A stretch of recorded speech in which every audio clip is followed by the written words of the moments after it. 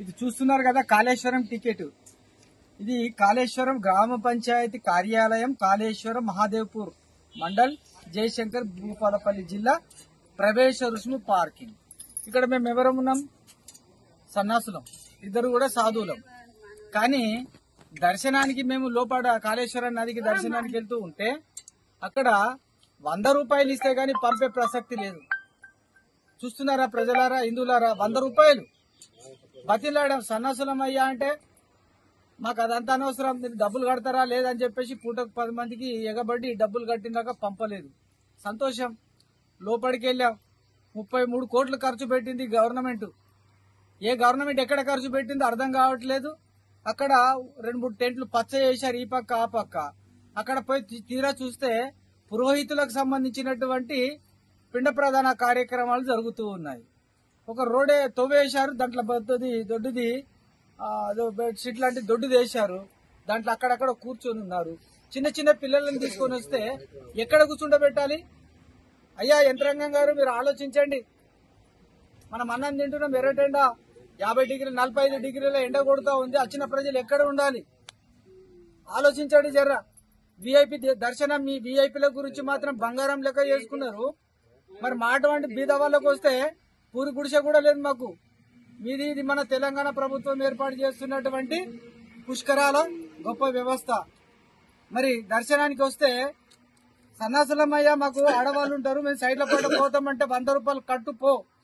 మీరు పైసలు తీసుకోవట్లేదా? మీరు సాధువులు ముఖ్యం వదులుతున్నారని ఆ విధంగా చీత్కరింపు మాటలు మాట్లాడి, రెచ్చగొట్టే మాటలు మాట్లాడడం ఇది సమంజసమా?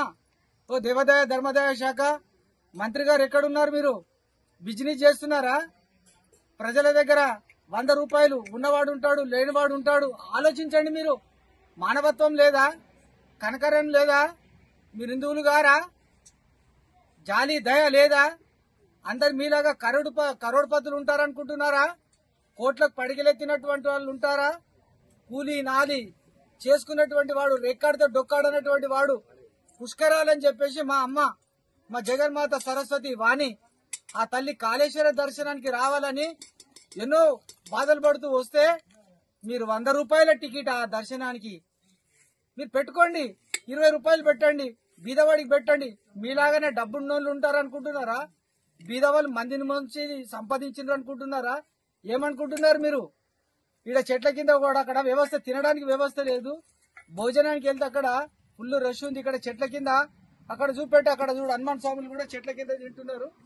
అక్కడ చూపెట్టండి, అక్కడెక్కడ చెట్ల కింద తింటున్నారు జనం. మరి ఏం వ్యవస్థ చేశారు మీరు? 33 కోట్లు పెట్టి ఏదో తెగ అడ్వర్టైజ్ చేస్తున్నారు. దొబ్బిల దోపిడేనా? దేవాదాయ ధర్మాదాయ శాఖ మీరు బోర్డు పెట్టుకోండి, ఒకటి బిజినెస్. దేవాదాయ ధర్మాదాయ శాఖ వ్యాపారము చేయబడుతున్నది. హిందువుల పట్టనే వ్యాపారం చేస్తున్నాం, మిగతా వాళ్ళ దగ్గర మేము చేయట్లేదు. ఎందుకంటే మా హిందువుల ద్వారా మీ బతుకంతా, మీ డిపార్ట్మెంట్ బతుకంతా మీ నాయకులకే కావచ్చు, మీ గవర్నమెంట్ కే కావచ్చు, హిందువుల డబ్బులతో మీరు బతుకుతూ ఉన్నారన్న సంగతి మీరు మర్చిపోవద్దు. హిందువులారా మేల్కోండి, అందరూ ఖండించండి ఈ విషయాన్ని. ఇది సాధువులుగా ఖండిస్తున్నాం. సాధువులందరూ కూడా లెటర్ ఇచ్చారు, మా సాధువులని తక్షణమే దర్శనాలకు పంపండి అని. అయినా పంపకుండా ఈవో గారు కఠినంగా వ్యవహరించి సిబ్బందిని ఆ విధంగా తయారు చేశారు. దీన్ని తీవ్రంగా ఖండిస్తున్నాం. మేలుకో హిందువా, మేలుకో. ఇటువంటి అధికారులకు తగిన మీరు బుద్ధి చెప్పండి.